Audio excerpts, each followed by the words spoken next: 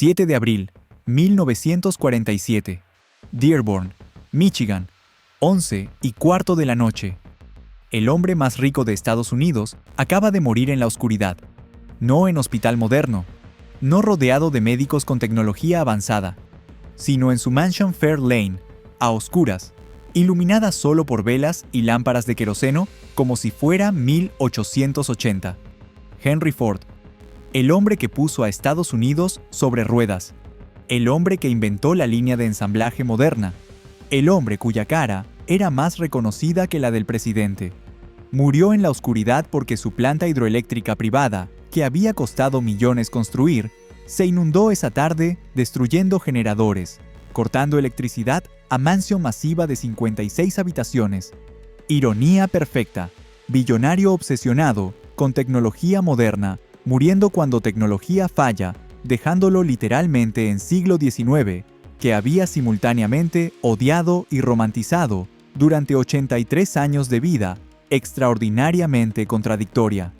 Pero hay secreto más oscuro que Ford Motor Company nunca menciona en celebraciones corporativas brillantes de su fundador. Henry Ford no construyó solo Fair Lane.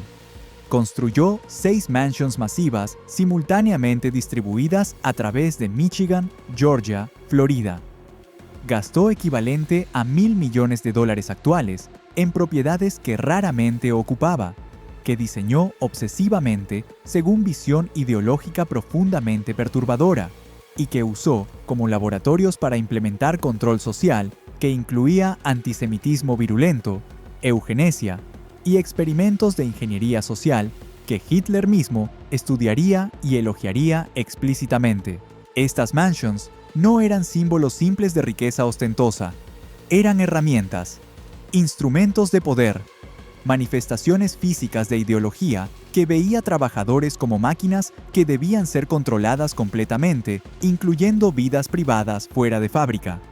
Y la historia de cómo estas mansions fueron construidas, usadas y eventualmente abandonadas, revela verdad que Ford Motor Company moderna prefiere enterrar, que genio industrial absoluto y monstruosidad moral completa pueden coexistir en misma persona, y que riqueza masiva proporciona poder para implementar visión distorsionada a escala que puede dañar millones. Esta es esa historia, la que museos de Ford omiten cuidadosamente de exhibiciones sanitizadas. 30 de julio, 1863. Greenfield Township, Michigan.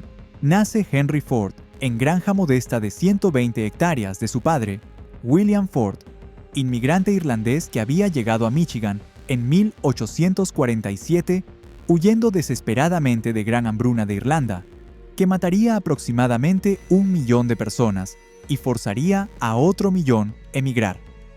William había comprado tierra en Michigan, trabajando como jornalero durante años, ahorrando céntimo por céntimo, eventualmente comprando granja donde cultivaba trigo, avena, maíz, criaba vacas, cerdos, pollos, viviendo vida de agricultor de clase media rural, según patrón que había dominado Michigan durante mediados del siglo XIX. Familia Ford no era rica, pero tampoco pobre, según estándares de época. Tenían tierra propia, casa sólida de madera, comida suficiente, ropa adecuada, clase media rural estable, exactamente tipo de vida que millones de inmigrantes europeos aspiraban a alcanzar, llegando a Estados Unidos, buscando oportunidad que Europa estratificada no proporcionaba.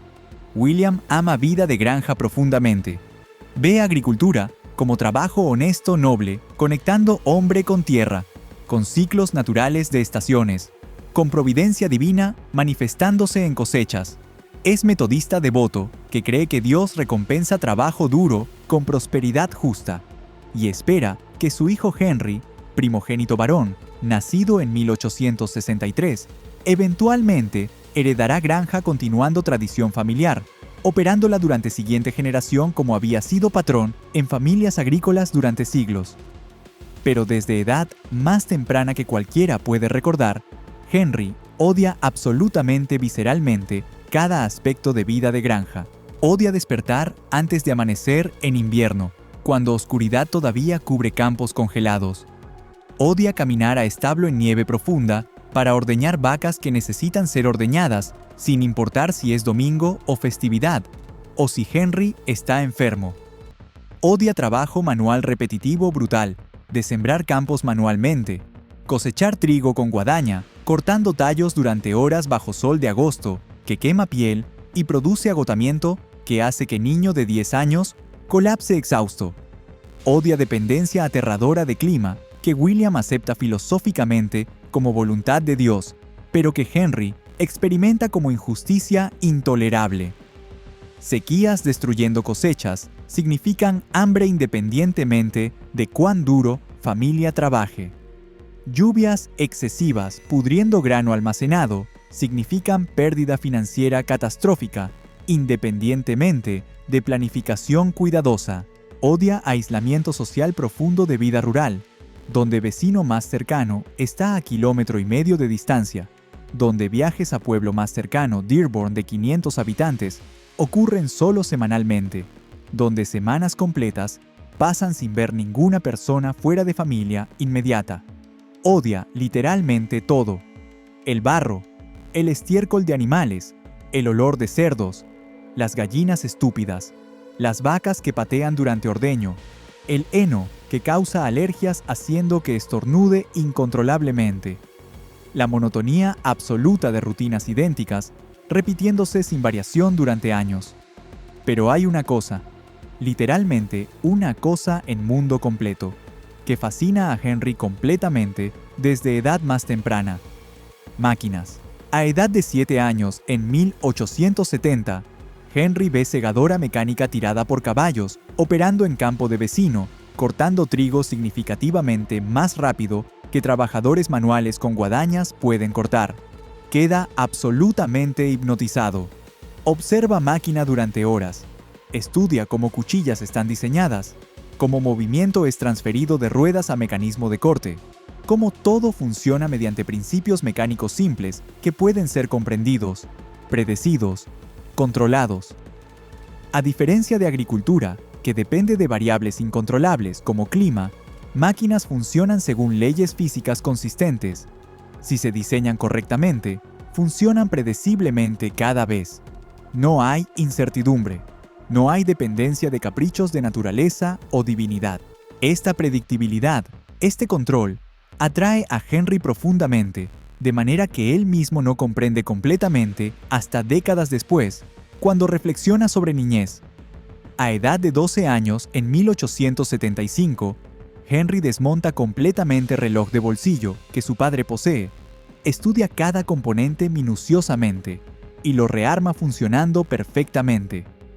William está simultáneamente impresionado por habilidad mecánica de hijo y preocupado por tendencia a desmantelar objetos valiosos impulsivamente.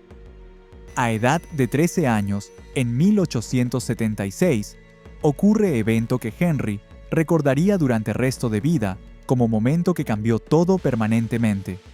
Viajando con padre en carro, tirado por caballos en camino rural, cerca de Dearborn, Henry ve por primera vez en su vida máquina autopropulsada, motor de tracción portátil. Esencialmente, motor de vapor montado sobre ruedas, moviéndose sobre caminos sin caballos ni bueyes tirando.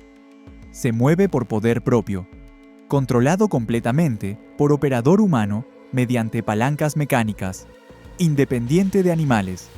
Henry literalmente salta de carro corriendo hacia máquina, ignorando gritos de padre. Interroga a operador durante media hora sobre cada detalle de cómo máquina funciona, cómo vapor es generado, cómo presión es controlada, cuánto carbón consume, qué velocidad alcanza. Y según sus propias recordaciones, escritas en autobiografía, publicada en 1922, en ese momento exacto, a edad de 13 años, decide que dedicará vida completa a construir máquinas autopropulsadas que liberarán humanidad de dependencia de animales y trabajo manual brutal. No quiere ser agricultor, quiere ser constructor de máquinas. William está devastado. Había asumido que hijo primogénito continuaría granja, tradición que se remontaba a generaciones en Irlanda antes de hambruna.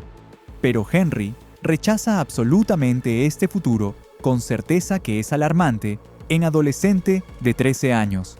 Tensión entre padre e hijo aumenta constantemente durante siguientes 3 años, mientras Henry se vuelve cada vez más resentido de trabajo agrícola que William insiste debe realizar diariamente, y William se vuelve cada vez más frustrado con hijo, que claramente desprecia todo lo que él valora. En marzo de 1879, cuando Henry tiene 16 años, su madre Mary muere de complicaciones de parto intentando dar luz a 9º hijo.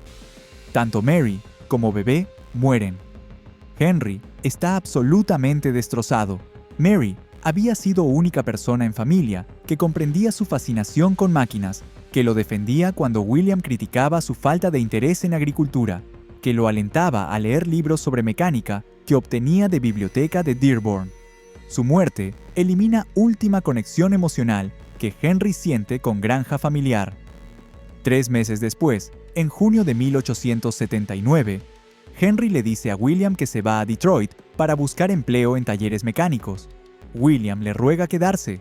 Argumenta que familia necesita su trabajo, especialmente ahora que Mary ha muerto dejando varios hijos pequeños necesitando cuidado.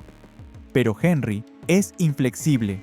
Sale de granja caminando literalmente a Detroit, distancia de aproximadamente 16 kilómetros, llevando muda de ropa y $3 que había ahorrado durante años de trabajos ocasionales, reparando relojes para vecinos.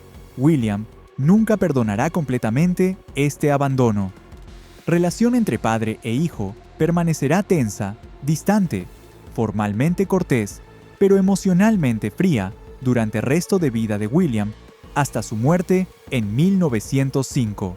Henry, llegando a Detroit en junio de 1879, a edad de 16 años, sin educación formal más allá de escuela rural básica, sin conexiones, sin habilidades certificadas, encuentra trabajo como aprendiz de maquinista en Michigan Car Company Works, ganando $2.50 semanales.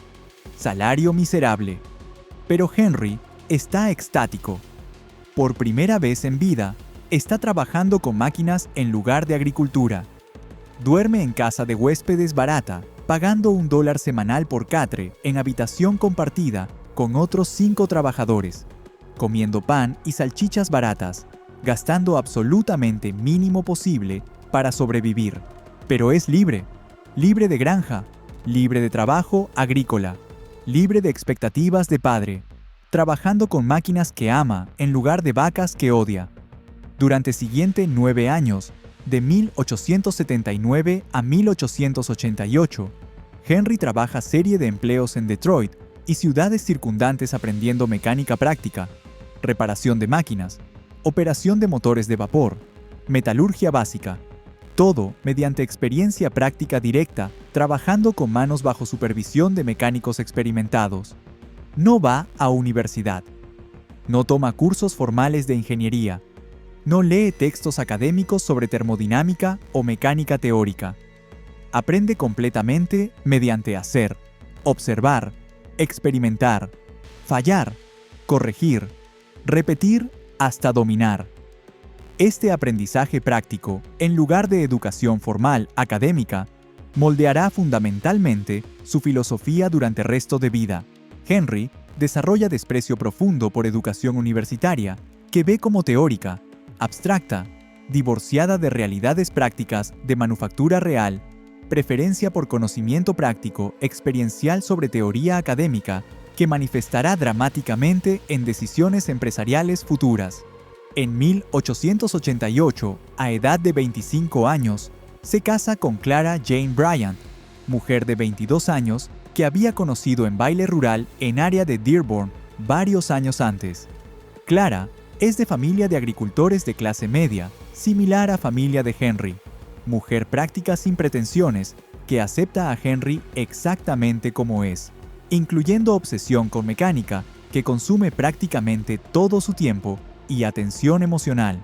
Matrimonio que duraría 59 años hasta muerte de Henry en 1947.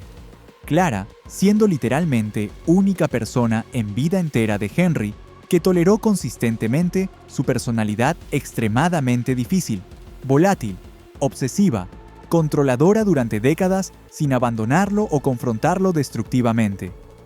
En 1891, a edad de 28 años, Henry consigue empleo significativamente mejor como ingeniero en Edison Illuminating Company de Detroit, compañía eléctrica recientemente fundada por Thomas Edison, proporcionando electricidad a residencias y negocios de Detroit.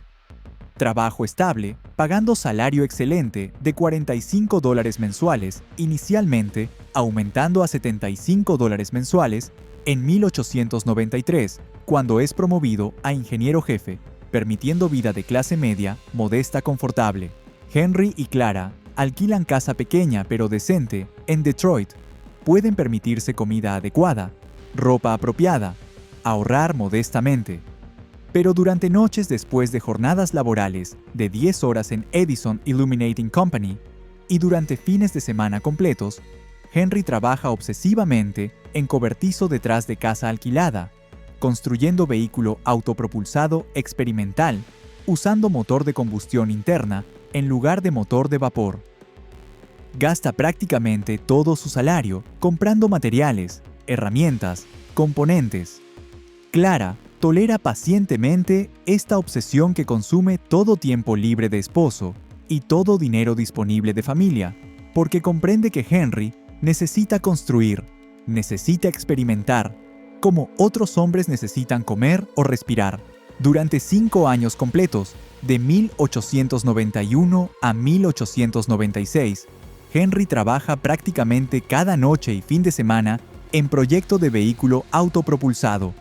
Miles de horas acumuladas diseñando, construyendo, probando, modificando, reconstruyendo cuando componentes fallan. 4 de junio de 1896. Aproximadamente 2 de madrugada. Después de 5 años de trabajo obsesivo, Henry completa finalmente su primer automóvil funcional que llama Quadricycle, porque tiene 4 ruedas tomadas de bicicletas. Vehículo simple primitivo. Motor de 2 cilindros generando aproximadamente 4 caballos de fuerza. Transmisión de 2 velocidades. Sin frenos, excepto bloque de madera que puede ser presionado contra ruedas traseras. Sin techo. Sin puertas. Esencialmente, motor montado sobre marco de tubos de acero con asientos y ruedas. Pero funciona. Se mueve por poder propio. Controlado por operador humano. Henry lo conduce exitosamente por calles vacías de Detroit en medio de noche a velocidad de aproximadamente 20 km por hora. Primera vez que vehículo autopropulsado, construido personalmente por Henry Ford, funciona realmente. Clara observa desde acera, sosteniendo lámpara de queroseno, proporcionando luz, porque calles no tienen iluminación pública. Está simultáneamente orgullosa del logro de esposo y preocupada de que conducir vehículo experimental sin controles apropiados a 2 de madrugada por calles oscuras es peligroso. Pero hay problema práctico inmediato. Quadricycle es demasiado ancho para salir por puerta de cobertizo donde fue construido. Henry había estado tan enfocado obsesivamente en construir vehículo que nunca midió puerta para verificar qué vehículo cabría. Solución característica de Henry.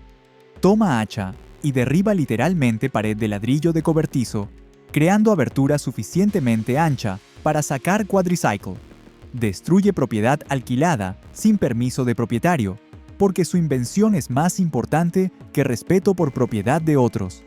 Este incidente menor revela algo fundamental sobre carácter de Henry Ford que se manifestará masivamente durante próximas 5 décadas.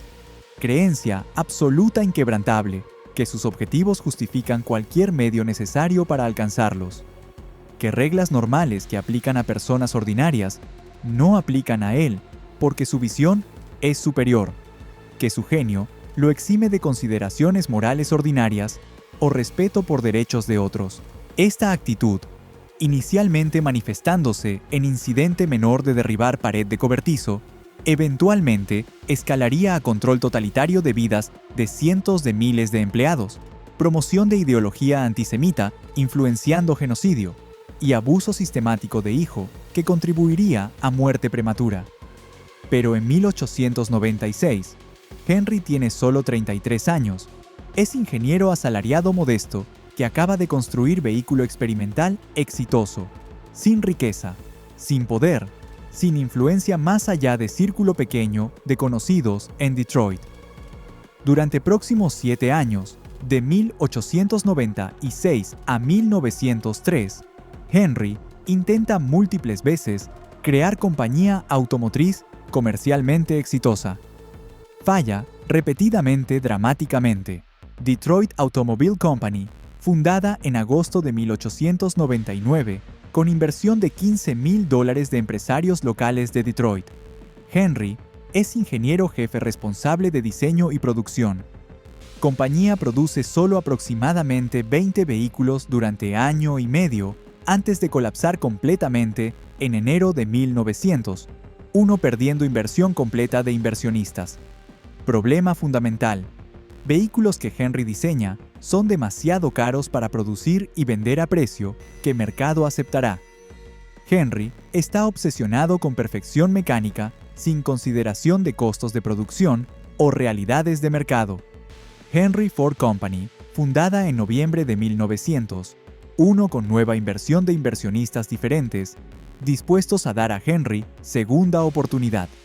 Pero dentro de meses, Henry entra en conflicto severo con inversionistas sobre dirección de compañía.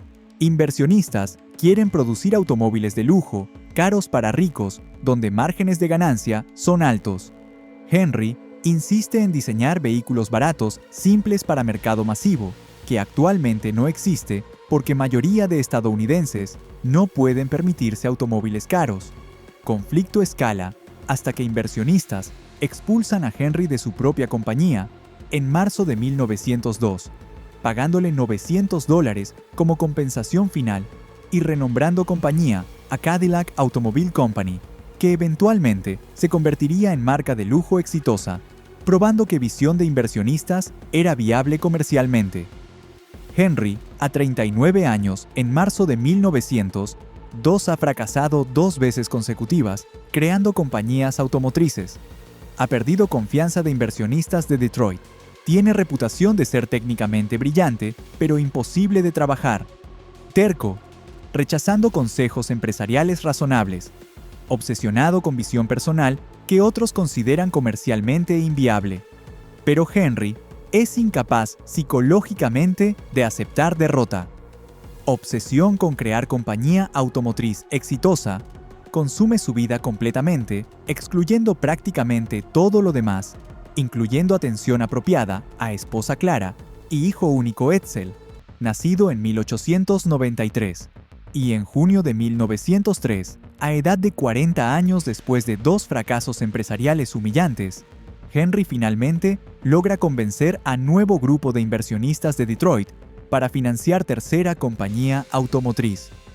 Ford Motor Company es incorporada el 16 de junio de 1903 con capital inicial de $28,000 aportado por 12 inversionistas. Henry contribuye solo $900 en efectivo, más sus diseños y conocimiento técnico, recibiendo a cambio 25,5% de acciones de compañía nueva. Durante primeros 5 años, de 1903 a 1908, Ford Motor Company crece modestamente exitosamente, produciendo varios modelos diferentes de automóviles vendidos principalmente a compradores de clase media-alta que pueden permitirse precios de $800 a $2,000 por vehículo. Ventas aumentan constantemente. De 1,700 automóviles vendidos en primer año, 1903-4, a 6,000 en 1906, a 10,000 en 1908. Compañía genera ganancias consistentes que son distribuidas a accionistas como dividendos. Henry gana ingresos crecientes de su participación. Para 1908, está ganando aproximadamente $50,000 anuales de dividendos, equivalente a aproximadamente $1,500,000 actuales, haciéndolo rico según cualquier estándar razonable de época. Pero Henry no está satisfecho con éxito modesto. Tiene visión revolucionaria que otros accionistas consideran loca, pero que él está absolutamente determinado a implementar independientemente de objeciones. En 1908, anuncia que Ford Motor Company producirá exclusivamente un solo modelo estandarizado. Modelo T. Automóvil simple, robusto, confiable, diseñado específicamente para mercado masivo de agricultores y trabajadores de clase media en lugar de élite rica. Accionistas se oponen vehementemente. Argumentan que automóviles son productos de lujo para ricos. Mercado masivo entre personas ordinarias no existe, porque no pueden permitirse automóviles independientemente de cuán baratos Ford los haga. Pero Henry tiene mayoría de votos en junta directiva, mediante alianzas con accionistas minoritarios, que confían en su visión técnica. Fuerza decisión contra objeciones de inversionistas originales que habían aportado mayoría de capital. Y para hacer automóviles suficientemente baratos para mercado masivo, Henry necesita revolucionar manufactura completamente implementando técnicas de producción en masa que ninguna compañía automotriz había usado previamente a escala industrial. En 1913, en nueva planta de Highland Park, Michigan, Henry implementa primera línea de ensamblaje móvil completamente funcional en industria automotriz mundial. Sistema revolucionario. Chasis de automóvil se mueve mecánicamente sobre línea de ensamblaje a velocidad constante. Trabajadores permanecen en posiciones fijas, realizando tareas específicas repetitivamente, mientras chasis pasa frente a ellos. Cada trabajador instala componente específico. Pone tuercas, atornilla pernos, conecta cables, instala asientos. Repite misma tarea literalmente miles de veces diariamente sin variación. Tiempo requerido para ensamblar modelo T completo se reduce de 12 horas con métodos tradicionales a solo 93 minutos con línea de ensamblaje. Eficiencia aumenta dramáticamente. Costos de producción caen masivamente. Precio de modelo T cae de $850 en 1908, cuando es introducido, a $600 en 1912, a $440 en 1915, a menos de $300 en 1925. Ventas explotan exponencialmente. De 18,000 automóviles vendidos en 1908, a 250,000 en 1914, a 500,000 en 1915, a 1,000,000 anuales en 1920. Para 1925, más de la mitad de todos automóviles en Estados Unidos son modelo T de Ford. Ford Motor Company se convierte en empresa manufacturera más grande del mundo, y Henry Ford se vuelve uno de hombres más ricos del planeta. Para 1915, su fortuna personal es estimada en $500 millones. Para 1920, $1,000 millones, equivalente a aproximadamente $14 billones actuales ajustados por inflación. Uno de 5 hombres más ricos del mundo, junto con John D. Rockefeller y algunos aristócratas europeos. Pero trabajo en línea de ensamblaje que crea esta riqueza masiva es brutal, deshumanizante, psicológicamente destructivo para trabajadores que lo realizan diariamente durante años. Tareas extremadamente repetitivas, mecánicas sin variación. Mismo movimiento preciso, repetido literalmente miles de veces durante jornada de 10 horas. Sin creatividad, sin autonomía, sin control sobre ritmo de trabajo que es dictado por velocidad de línea de ensamblaje que supervisores controlan. Trabajadores son tratados como componentes intercambiables de máquina. Si trabajador individual no puede mantener ritmo requerido, o se lesiona o enferma, es simplemente reemplazado inmediatamente de grupo masivo de desempleados desesperados por cualquier trabajo durante depresiones económicas frecuentes de principios del siglo XX. Rotación de empleados es masiva catastrófica. Tasa de deserción anual en plantas de Ford durante 1913 es aproximadamente 370%. Significa que Ford necesita contratar 950 trabajadores durante año solo para mantener fuerza laboral constante de 100, porque mayoría renuncia dentro de semanas o meses, incapaces de tolerar monotonía brutal, psicológicamente destructiva. Esta rotación masiva cuesta a Ford Motor Company millones de dólares anuales en reclutamiento constante y entrenamiento de trabajadores nuevos que renuncian antes de volverse completamente productivos. Y en enero de 1914, Henry anuncia solución que lo haría internacionalmente famoso como empleador supuestamente progresista, pero que tenía motivaciones significativamente más calculadas y siniestras que propaganda corporativa sugería. El 5 de enero de 1914, Henry anuncia públicamente que Ford Motor Company pagará $5 por jornada de 8 horas a trabajadores de línea de ensamblaje calificados, $5 diarios, cuando salario industrial promedio en Detroit es aproximadamente $2.30 diarios, más del doble de tasa de mercado prevalente, y reducción de jornada laboral de 10 horas a 8 horas. Prensa nacional e internacional celebra a Henry como capitalista iluminado, preocupado genuinamente por bienestar de trabajadores. Socialistas elogian medida como paso revolucionario hacia justicia económica. Progresistas presentan a Henry como modelo de empleador ético que otros deberían emular. Pero realidad era significativamente más calculada, manipuladora y moralmente problemática que celebración pública sugería. Primero, $5 diarios no era salario garantizado automáticamente a todos trabajadores. Era salario máximo posible solo para trabajadores que calificaban según criterios extremadamente invasivos establecidos por Departamento Nuevo, llamado Departamento de Sociología, que Henry creó específicamente para investigar y controlar vidas personales privadas de empleados fuera de fábrica. Para calificar para $5 completos, en lugar de salario base de aproximadamente $2.50, trabajadores debían cumplir requisitos específicos: estar casados legalmente, viviendo con esposas, mantener hogares limpios ordenados según estándares determinados por inspectores de Ford, no beber alcohol excesivamente, no jugar, no frecuentar burdeles, asistir a iglesia regularmente, hablar inglés apropiadamente sin acentos extranjeros gruesos, demostrar carácter moral sólido, según juicio subjetivo de investigadores. Y cumplimiento con estos requisitos era verificado mediante invasión masiva de privacidad.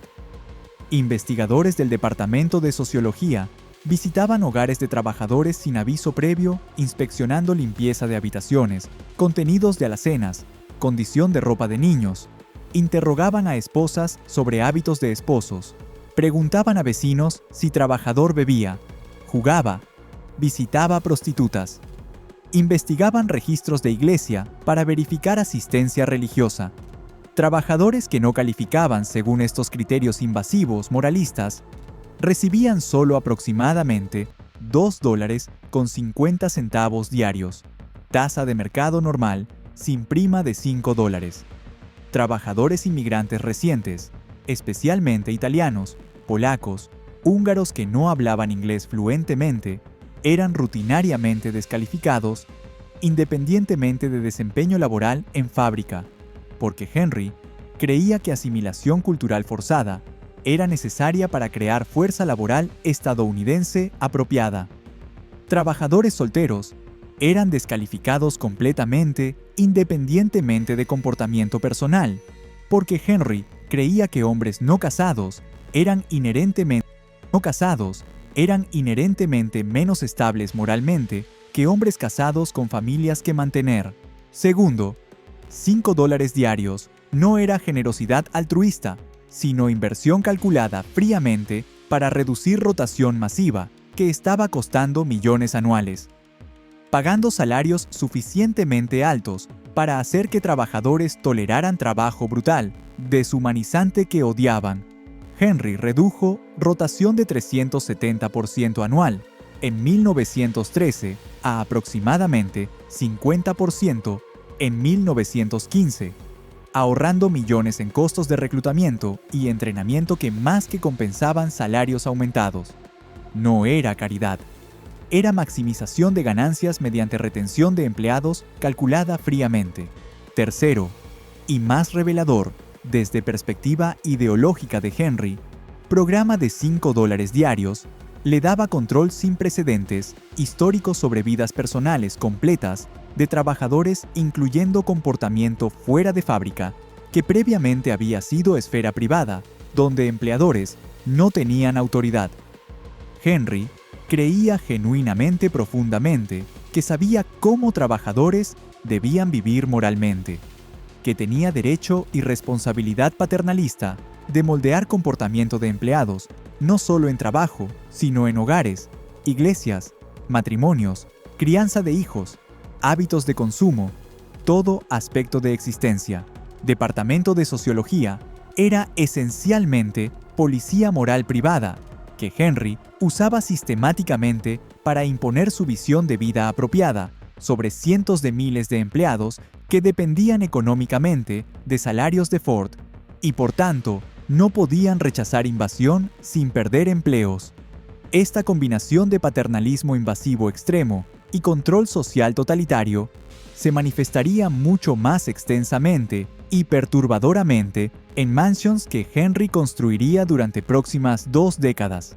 Porque a pesar de riqueza masiva acumulada durante años, 1910 alcanzando cientos de millones de dólares, Henry, hasta 1915, vive todavía en casa relativamente modesta en Detroit que había comprado en 1908 por aproximadamente $5,000.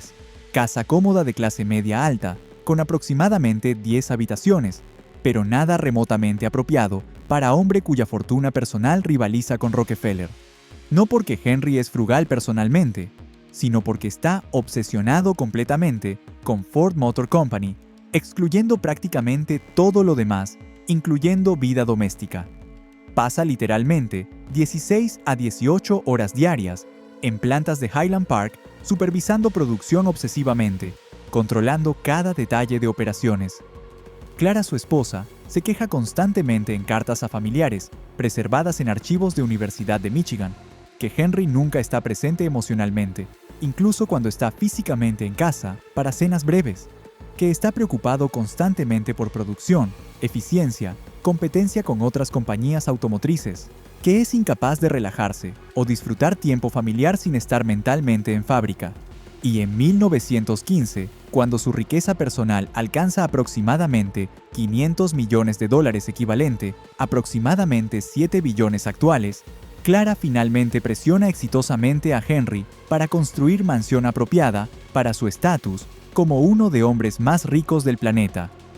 Henry accede reluctantemente, pero con condición absolutamente característica. No simplemente contratará arquitecto convencional y constructor para crear mansión, según diseños arquitectónicos estándar.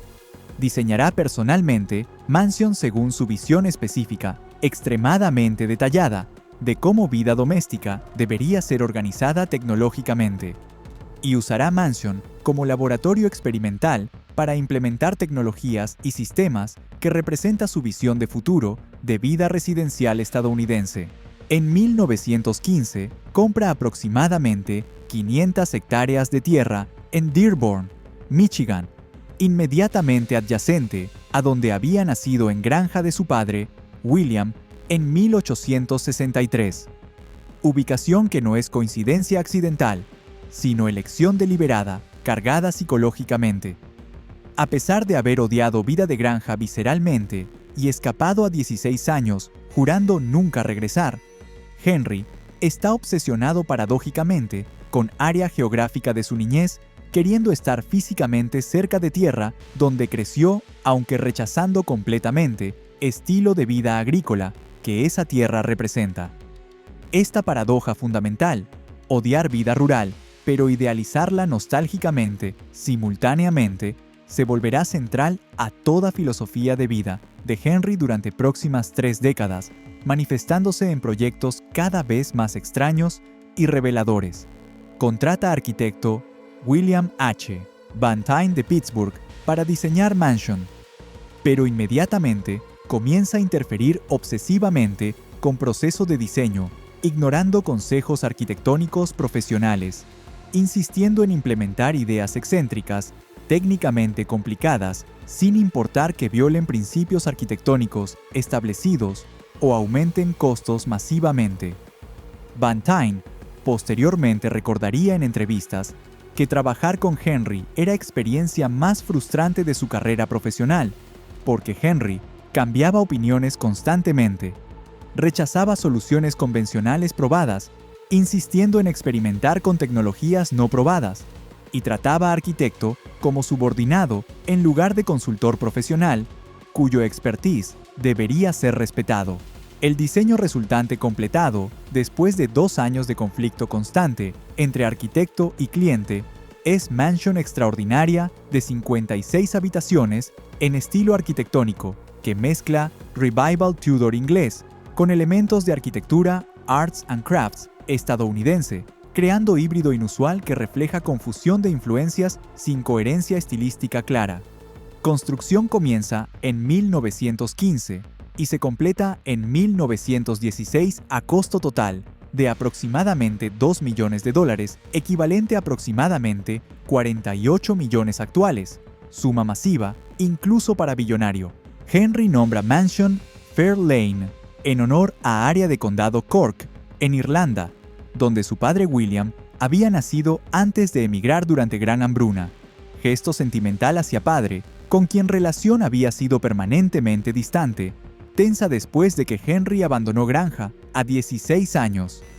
William había muerto en 1905 sin reconciliación genuina con hijo que había rechazado todo lo que William valoraba.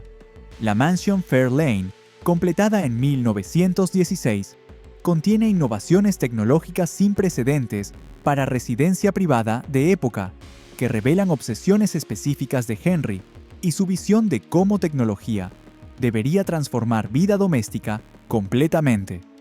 Primero y más elaboradamente, caro, planta hidroeléctrica privada completa, construida en Río Rouge, fluyendo naturalmente a través de propiedad de 500 hectáreas.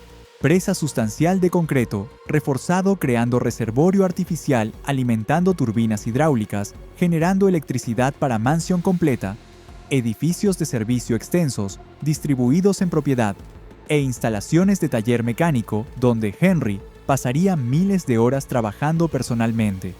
Costo de planta hidroeléctrica solo, aproximadamente $300,000 en dinero de época, equivalente a aproximadamente 7 millones actuales, solo para generar electricidad para residencia privada, cuando conexión simple a red eléctrica municipal de Detroit habría costado literalmente fracción de 1% de ese precio, proporcionando electricidad igualmente confiable.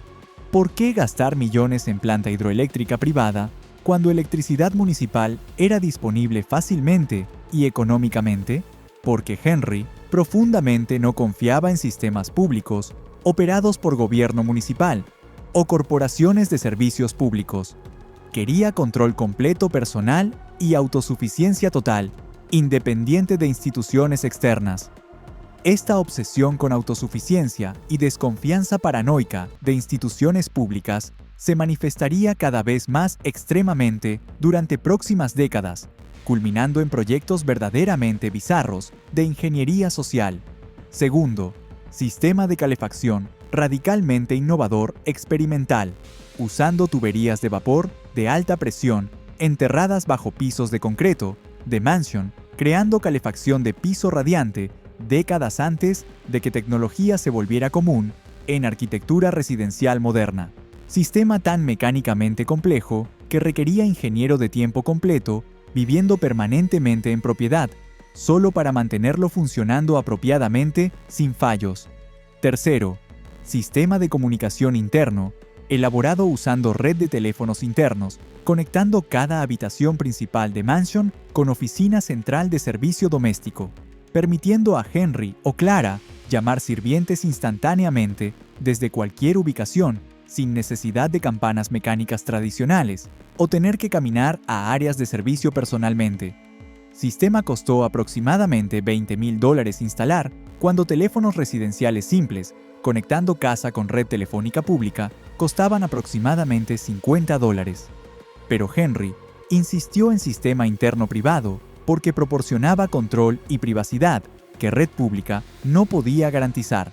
Cuarto, taller mecánico masivo de aproximadamente 400 metros cuadrados, adjunto directamente a mansión equipado completamente con tornos de precisión, fresadoras, prensas de taladro, herramientas manuales de calidad profesional, banco de trabajo elaborado de roble macizo, donde Henry pasaría literalmente miles de horas durante próximos 31 años hasta muerte en 1947, trabajando con manos construyendo dispositivos mecánicos experimentales, reparando relojes antiguos que coleccionaba obsesivamente, desmontando máquinas para estudiar diseños, porque a pesar de ser billonario, con poder casi ilimitado, comandando imperio industrial global, Henry fundamentalmente era mecánico que necesitaba trabajar con manos manipulando herramientas y materiales físicamente para sentirse vivo, relevante, conectado con realidad tangible.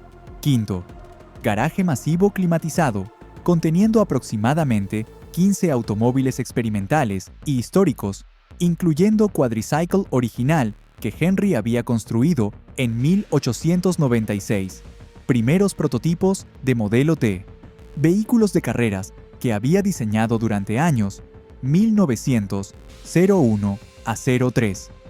Y sexto, más reveladoramente sobre psicología de Henry, Mansion incluye habitación específicamente diseñada como réplica exacta de taller de relojería, donde Henry había trabajado como aprendiz en Detroit durante 1879 a 1880, recreando ambiente de su adolescencia cuando era joven aprendiz, sin responsabilidades.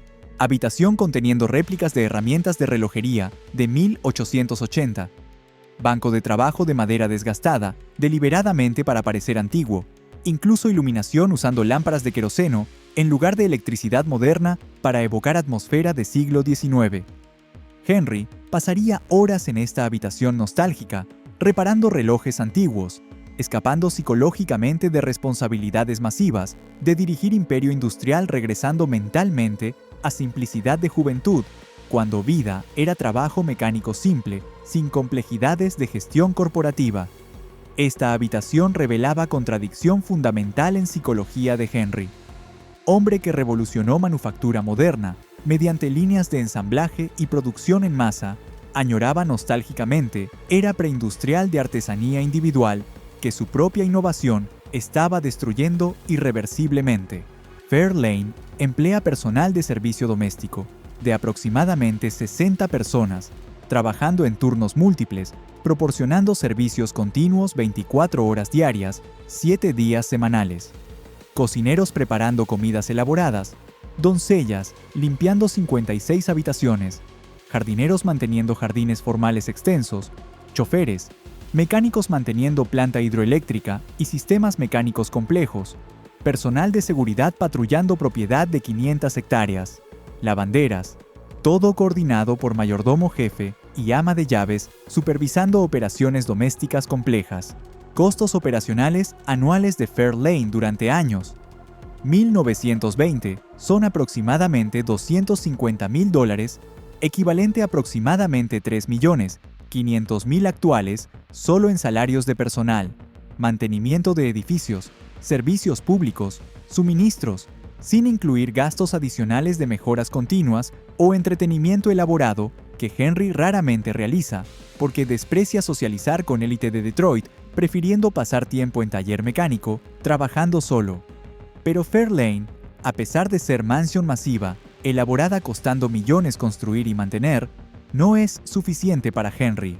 Representa solo inicio de imperio de propiedades que construirá durante próximas 2 décadas, reflejando obsesiones cada vez más extrañas e ideología cada vez más perturbadora que se manifestará públicamente mediante campaña de propaganda antisemita que influenciaría directamente desarrollo de nazismo en Alemania. Porque durante años, 1920, mientras Henry está consolidando poder absoluto sobre Ford Motor Company, mediante comprar todas acciones de accionistas minoritarios, en 1919, pagando aproximadamente $105 millones, adquiriendo 100% de propiedad, haciéndolo dueño único, con control total, sin supervisión de junta directiva, independiente o accionistas externos, está simultáneamente desarrollando obsesión psicológica profunda, destructiva, con pasado estadounidense que idealiza nostálgicamente. Específicamente, Estados Unidos rural agrícola de finales del siglo XIX. Exactamente época y estilo de vida que él había odiado visceralmente durante niñez y escapado desesperadamente a 16 años, jurando nunca regresar a agricultura. Esta paradoja fundamental, absolutamente extraordinaria, odiar vida que realmente vivió, experimentó directamente, pero idealizarla románticamente en retrospectiva, décadas después, impulsa proyecto más extraño, revelador de Henry, Greenfield Village. En 1919, a edad de 56 años, con fortuna personal alcanzando aproximadamente $1.000 millones, Henry comienza a comprar sistemáticamente edificios históricos significativos de finales del siglo XIX de toda región de Midwest estadounidense, desmantelándolos cuidadosamente, numerando cada componente, transportándolos cientos de kilómetros a Dearborn, adyacente a Fair Lane, y reconstruyéndolos meticulosamente en terreno de aproximadamente 100 hectáreas, creando esencialmente museo viviente al aire libre de Estados Unidos, idealizado del siglo XIX. No museo ordinario estático, donde artefactos son simplemente exhibidos detrás de vitrinas, sino recreación completa, funcional, operacional, de pueblo estadounidense, idealizado de aproximadamente 1880, donde todo funciona exactamente como habría funcionado originalmente, con artesanos reales trabajando diariamente usando técnicas históricas. El proyecto eventualmente llamado, oficialmente, Greenfield Village y Henry Ford Museum, se convierte en obsesión consumidora absoluta durante década de 1920. Henry gasta estimados $40 millones entre 1920 y 1930, equivalente a aproximadamente 600 millones actuales, solo en adquirir edificios históricos, artefactos, transportar estructuras masivas, reconstruir meticulosamente, crear paisaje completo de pueblo con calles, aceras, iluminación de gas, todo auténticamente histórico.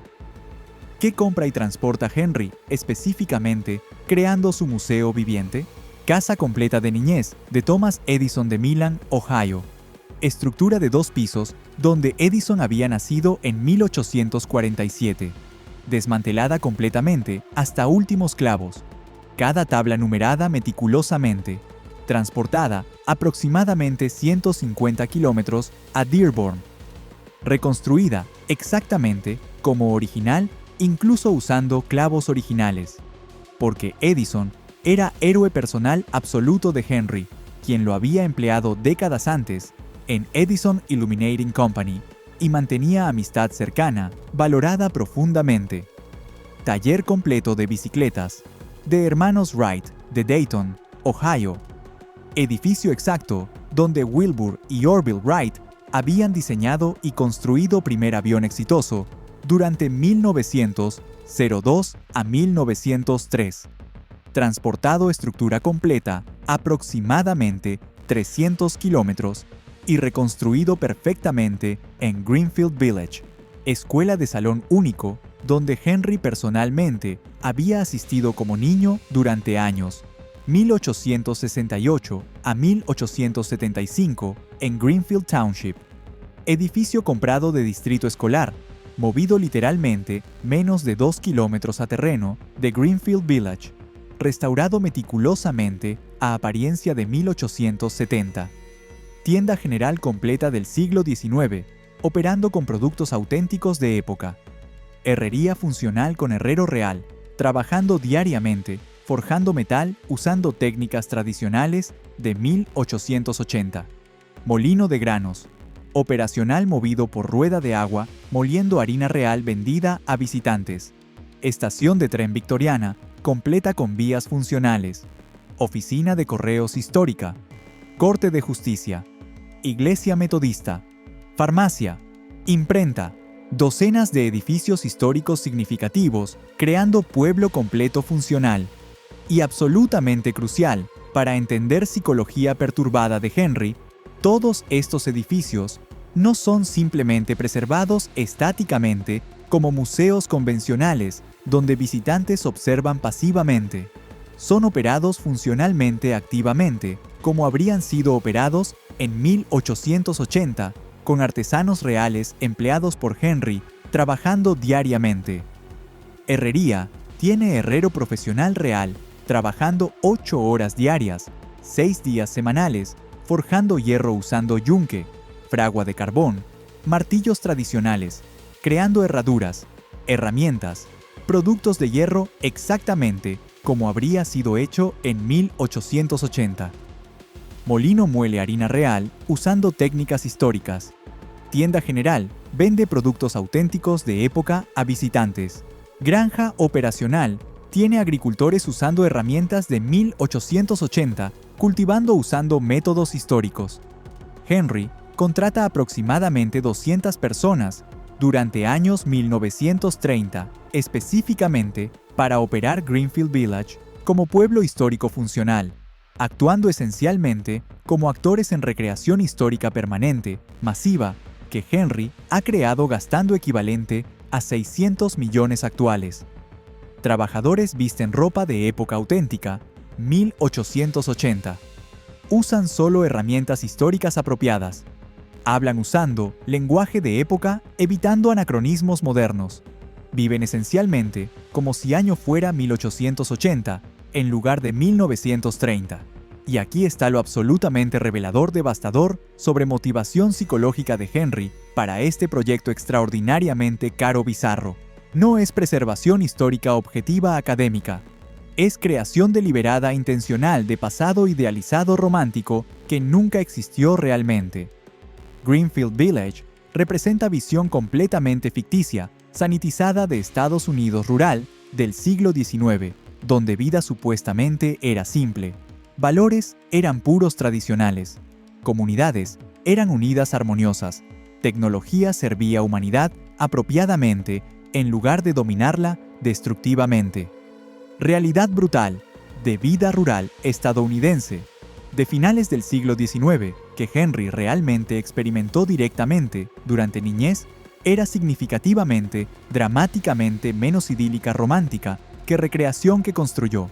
Era trabajo físicamente brutal, desde antes de amanecer hasta después de anochecer, 7 días semanales sin vacaciones.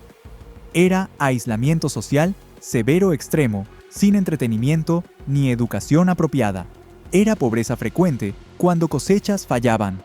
Era mortalidad infantil alta, con aproximadamente 30% de niños muriendo antes de edad de 5 años de enfermedades ahora prevenibles. Era violencia doméstica común, sin recursos legales para víctimas.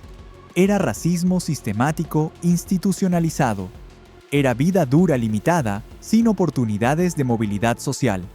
Pero Henry, en años 50 y 60, recuerda selectivamente solo aspectos positivos que quiere recordar, olvidando convenientemente, deliberadamente, brutalidad, pobreza, limitaciones severas que lo habían impulsado a escapar desesperadamente a 16 años, jurando nunca regresar a agricultura, y está usando riqueza masiva billonaria para recrear físicamente, literalmente, esta versión idealizada, completamente ficticia del pasado, donde puede visitarla, caminarla, controlarla completamente, porque él la posee, la opera, según su visión específica personal.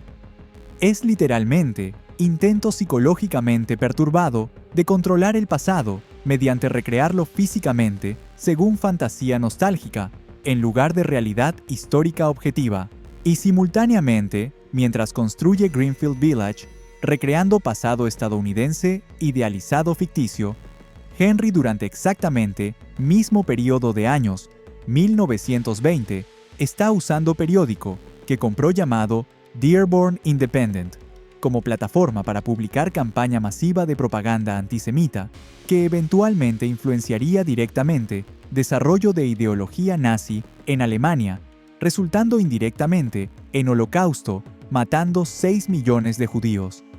Henry compra Dearborn Independent, periódico local pequeño de Dearborn, en enero de 1919 específicamente, explícitamente, para tener plataforma mediática, donde puede publicar sus opiniones políticas sociales sin filtro editorial independiente.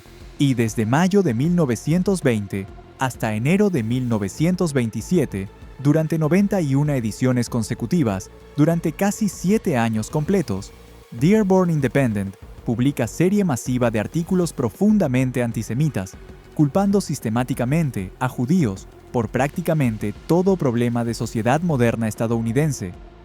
Los artículos argumentan que judíos controlan bancos internacionales, manipulando economía global para beneficio propio, que judíos controlan Hollywood produciendo películas que corrompen valores morales tradicionales estadounidenses, que judíos promueven jazz y música moderna que Henry considera degenerada, que judíos organizan bolchevismo y comunismo amenazando capitalismo, que judíos están conspirando internacionalmente para dominar mundo mediante control de finanzas y medios.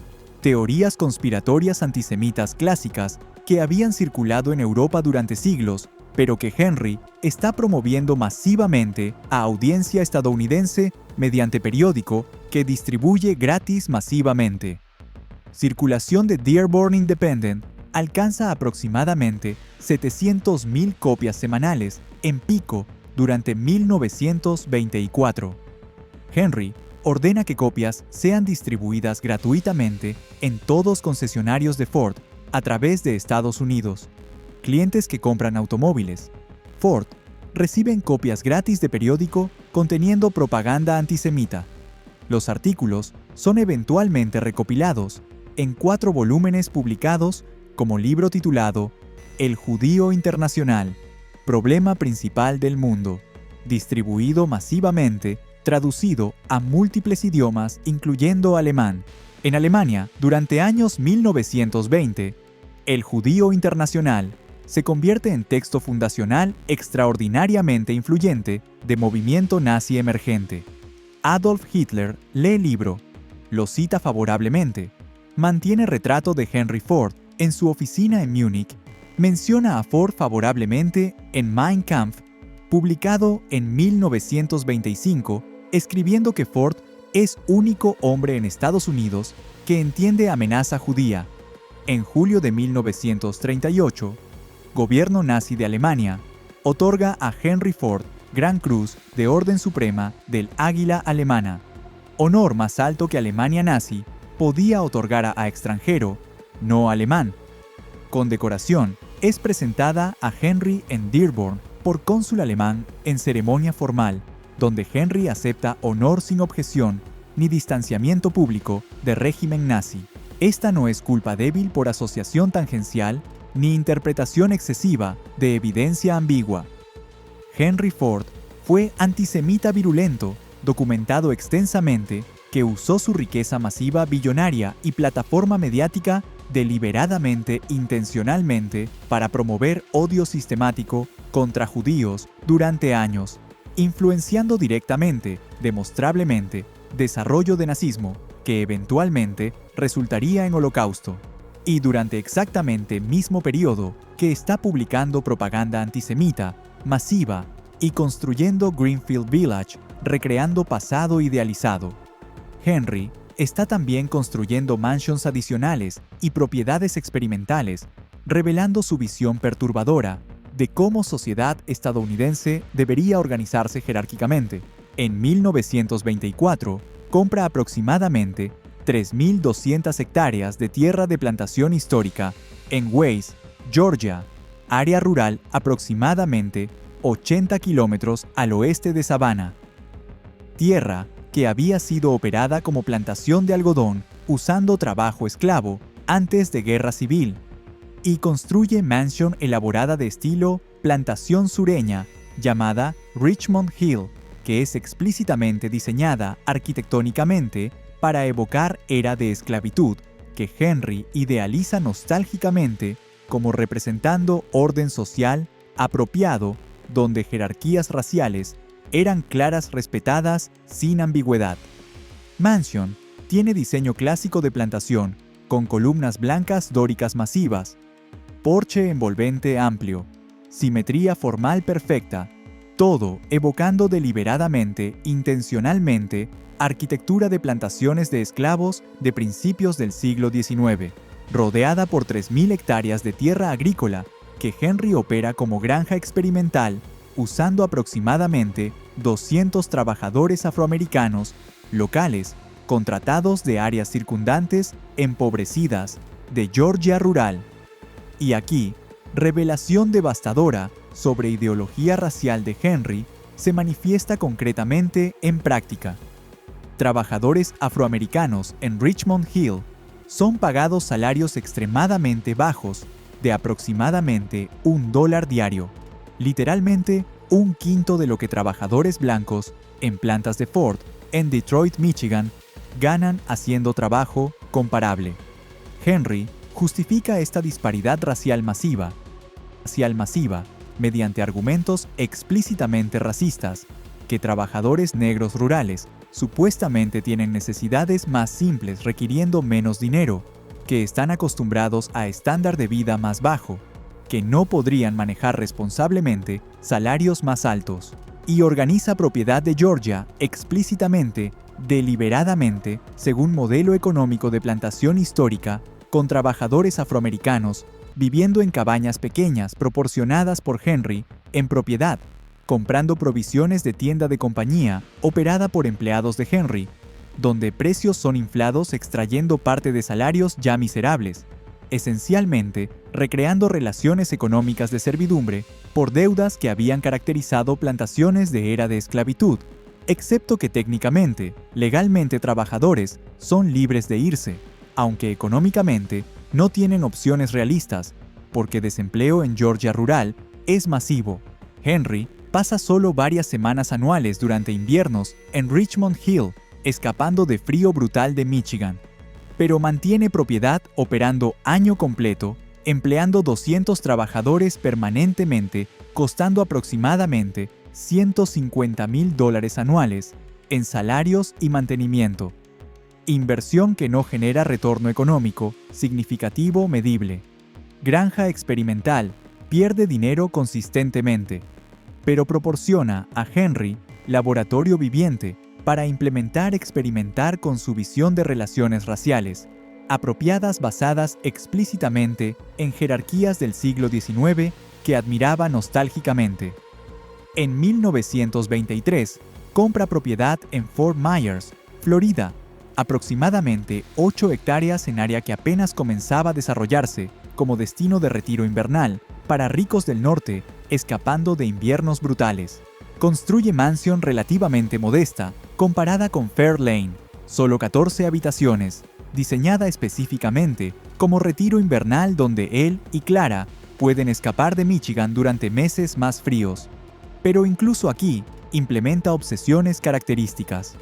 Planta jardines experimentales botánicos extensos, cultivando plantas tropicales, árboles de caucho importados de sudeste asiático, bambú, todo parte de investigaciones que está conduciendo tratando desesperadamente de encontrar fuentes domésticas estadounidenses de caucho natural para neumáticos de automóviles Ford, reduciendo dependencia de importaciones de Malasia, controlada por Imperio Británico.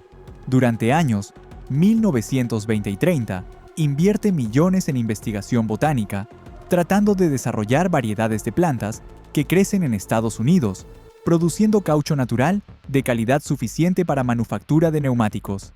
Investigación que eventualmente fracasa completamente, nunca produciendo resultados comercialmente viables.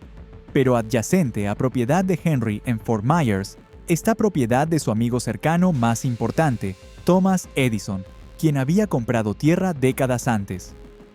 Durante inviernos de años 1920 y 30, Henry y Edison, ahora ambos ancianos en 70, pasan semanas trabajando juntos en experimentos botánicos, discutiendo filosofía de tecnología, colaborando en proyectos.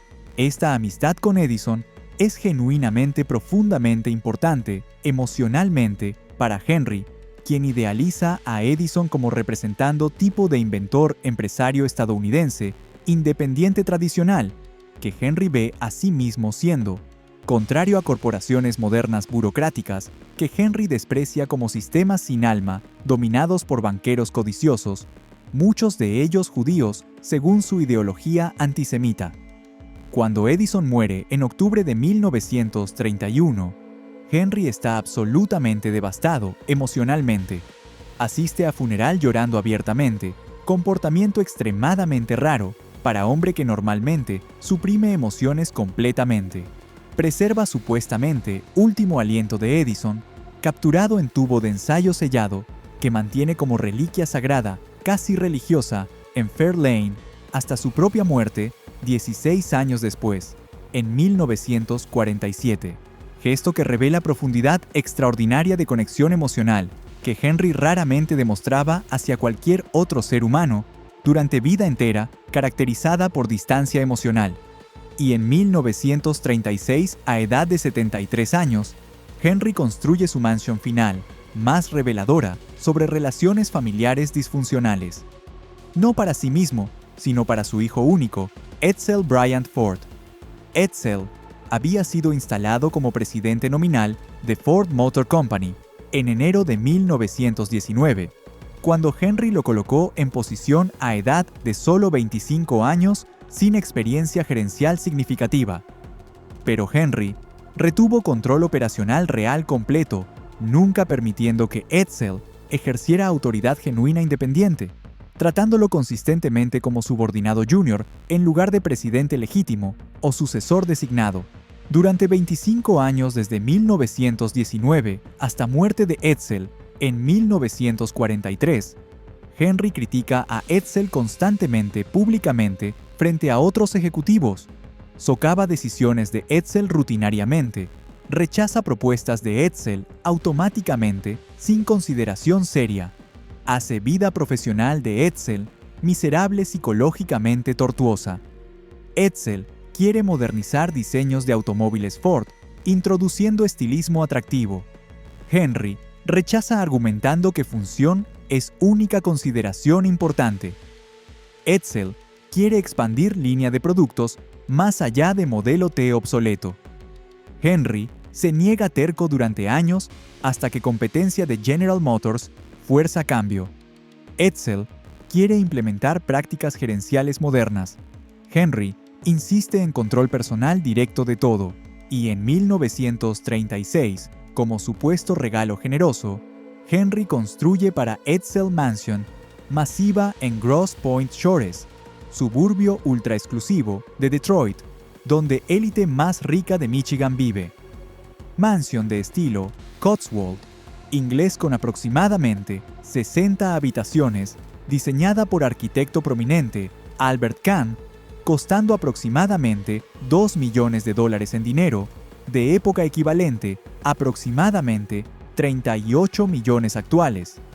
Regalo aparentemente extraordinariamente generoso superficialmente, pero que revela dinámicas familiares profundamente perturbadas, disfuncionales, cuando examinado cuidadosamente.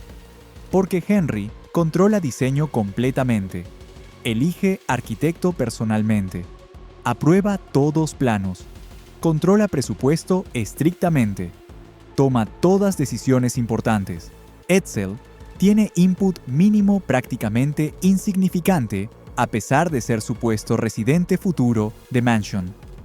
Es otro proyecto de control, donde Henry está imponiendo visión sobre vida de hijo adulto de 43 años, incluso en esfera más personal íntima de residencia familiar. Y Mansion se convierte en fuente de tensión familiar amarga, porque representa continuación de control paternal abusivo que Edsel experimenta diariamente en Ford Motor Company, extendiéndose ahora a vida doméstica privada, donde Mansion que supuestamente es suya, es realmente creación de padre controlador. Edsel muere en mayo de 1943, a edad de solo 49 años, de cáncer de estómago, que se desarrolló rápidamente durante año previo. Médicos tratantes y familia extendida atribuyen muerte prematura parcialmente a estrés crónico severo, de trabajar bajo padre abusivo controlador, durante 25 años sin poder ejercer autoridad real genuina ni tomar decisiones independientes significativas. Muerte de Edsel devasta a Henry de manera que nunca anticipó ni comprendió hasta demasiado tarde. Su hijo único, heredero designado de imperio, muere prematuramente mientras Henry, anciano de 80 años, sigue vivo. Por primera vez en vida adulta completa, Henry cuestiona si su tratamiento de Edsel contribuyó a muerte. Si décadas de crítica pública, socavamiento sistemático, negación de autonomía, literalmente mataron a su hijo mediante estrés, debilitando sistema inmune. Durante meses después de muerte de Edsel, en mayo de 1943, empleados cercanos reportan que Henry está frecuentemente confundido mentalmente, olvidadizo, emocionalmente volátil, alternando entre llanto inconsolable y rabia explosiva dirigida a subordinados inocentes. Clara consulta médicos quienes diagnostican arteriosclerosis cerebral, demencia vascular progresiva. Henry está deteriorando mentalmente rápidamente, pero se niega absolutamente a retirarse o ceder control. Bajo su liderazgo, deteriorando, Ford Motor Company casi colapsa durante 1943 a 45. Decisiones irracionales. Despidos de ejecutivos competentes por razones paranoides. Cancelación de programas exitosos caprichosamente. Producción declina. Calidad sufre. Ventas caen. Pérdidas mensuales de millones. Compañía que había sido más exitosa del mundo 20 años antes, podría quebrar literalmente. Familia finalmente interviene septiembre de 1945. Clara amenaza divorcio después de 57 años si no renuncia. 21 de septiembre de 1945. Henry renuncia como presidente. Nieto, Henry Ford II, asume presidencia heredando compañía en crisis. Henry se retira a Fairlane. Durante años finales 1945 a 47 vive recluido. Demencia progresando. Frecuentemente no reconoce visitantes. Tiene conversaciones con personas muertas. 7 de abril de 1947. Río Rouge se desborda. Inunda planta hidroeléctrica. Destruye generadores. Corta electricidad a Fairlane. En mansión oscura iluminada solo por velas, Henry muere de hemorragia cerebral aproximadamente 11:15 de noche. 83 años. Patrimonio: 700 millones equivalente 9 billones actuales. Pero mansions que construyó no sobrevivieron como monumentos que imaginaba. Fairlane, heredada por Clara, quien vive hasta 1952. Luego, donada a Universidad de Michigan Dearborn, que luchó financieramente mantenerla. Abrió como museo solo en 1987, después de restauración de 8 millones. Visitación baja. Operación subsidiada permanentemente. Greenfield Village, convertido por Ford Motor Company en atracción turística comercial. Ironía perfecta.